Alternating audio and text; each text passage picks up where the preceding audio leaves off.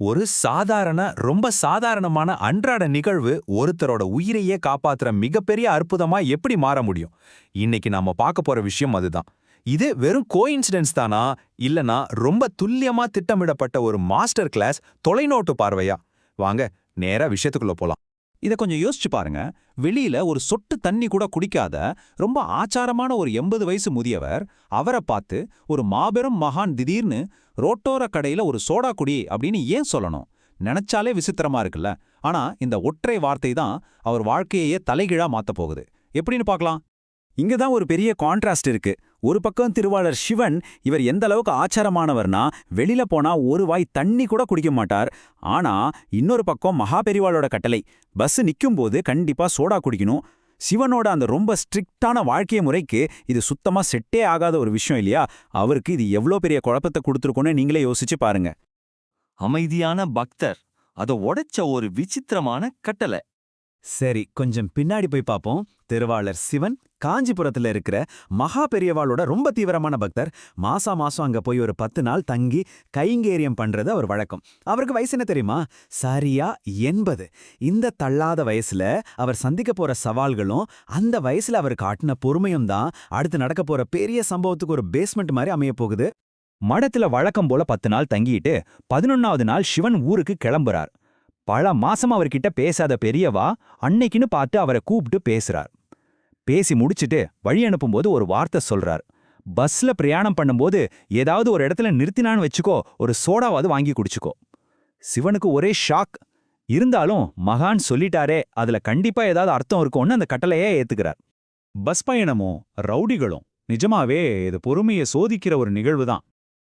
இப்போ பஸ்ல ஏறின சிவன் எங்க உட்கார்ந்திருக்கார் தெரியுமா? டிரைவர் சீட்டுக்கு பின்னாடி, கரெக்டா 4வது வரிசையில. இந்த 4வது வரிசை, இத நல்லா ஞாபகம் வச்சுக்கோங்க. ஏன்னா இந்த இடம்தான் இந்த மொத்த கதையோட தலையெழுத்தையே முடிவு பண்ண போகுது. பயணம் ஆரம்பிக்குது. ஆனா ரொம்ப குழப்பமான பயணம். பஸ்ல ஒரு 4-5 ரவுடி பசங்க ஏறுறாங்க. சும்மா இல்லாம அங்க இருக்கிற பொண்ணுங்களை கிண்டல் பண்றது, அநாகரிகமா பேசுறதுன்னு ஒரே ரகலை. நம்ம முதியவர் சிவனையும் அவங்க விட்டு வைக்கல. அவரையும் ரொம்ப கேலி பண்றாங்க. பஸ்ஸோட மொத்த சூழ்நிலையும் பாத்தீங்கன்னா ரொம்ப மோசமாவும் செம இரிட்டேட்டிங்காவும் மாறுது. 80 வயசான சிவனுக்கு உள்ளுக்குள்ள அவ்வளோ கோவம் இருந்தாலும், சரி கலியுகம் இப்படிதான் இருக்கும் போலன்னு மனசை தேத்திக்கிட்டு ரொம்ப பொறுமையா போறாரு. எதிர்பாராத சோடா கடை, யாருமே இல்லாத ஒரு கிராமத்துல ஒரு திடீர் நிறுத்தம். ஒரு 3-4 மணி நேர பயணத்துக்கு அப்புறம் பஸ் சட்டுன்னு ஒரு இடத்துல நிக்குது.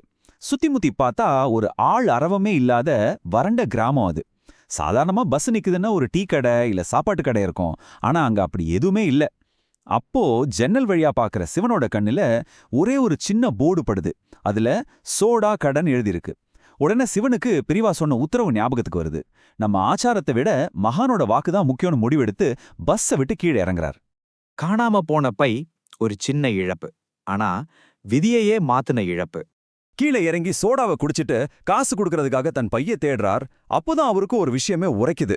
அடடா, பெரியவா சோடா குடிக்க சொன்னாரேங்கிற அவசரத்துல தன்னோட மஞ்சப்பைய அந்த 4வது வரிசை சீட்லயே வச்சுட்டு வந்துட்டாரே. உடனே பதறி அடிச்சிட்டு பஸ்ல ஏறி தேடுறார். ஆனா பையே காணோம்.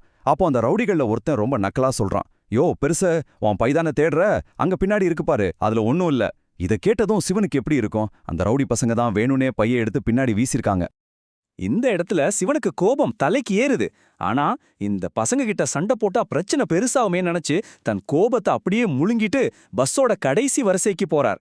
வீசப்பட்ட தன் பையை எடுத்துட்டு வேற வழி இல்லாம அந்த குலுக்கலான கடைசி சீட்லயே உட்காந்துக்கிறார். அவர் சண்டையை தவிர்த்துட்டு பின் சீட்ல உட்கார்ந்த அந்த ஒரு முடிவு, அதுதான் அவரோட இருப்பிடத்தையே நிரந்தரமா மாத்திருச்சு. கோர விபத்து. மதுரைக்கு பக்கத்துல கேட்ட ஒரு பயங்கரமான சத்தம். பின்னிருக்கையில உட்காந்து பெரியாவாவை வேண்டிக்கிட்டு அப்படியே லேசா கண்ணை ஏர்ந்த சிவன் திடீர்னு ஒரு பெரிய பயங்கரமான சத்தம் கேட்டு திடுக்கிட்டு எந்திரிக்கிறாரு. பஸ் ஒரு மிகப்பெரிய விபத்துல சிக்கியிருக்கு.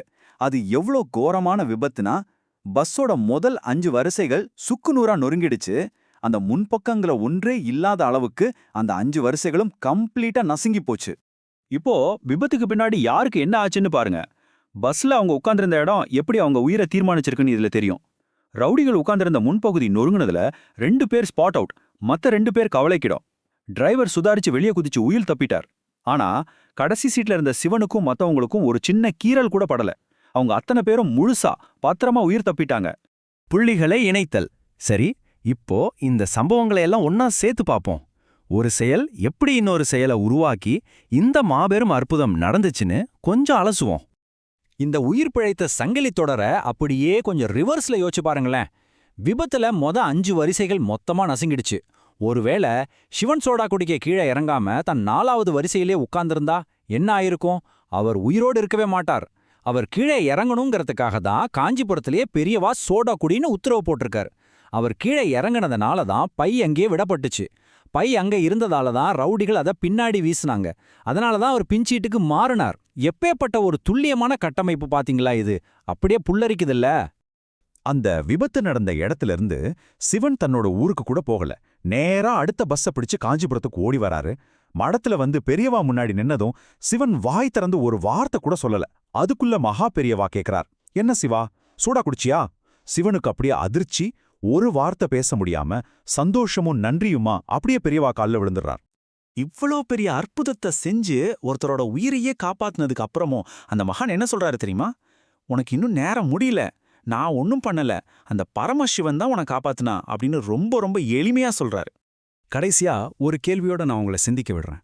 ரொம்ப சலிப்பை ஏற்படுத்தின ஒரு பஸ் பயணம், சில ரவுடிகளோட அராஜகம், நடுவழியில யாருமே இல்லாத இடத்துல ஒரு சோடா கடை, தொலைஞ்சு போன ஒரு பை, இதெல்லாம் சும்மா ரேண்டமா தற்செயலா நடந்த விஷயங்களா?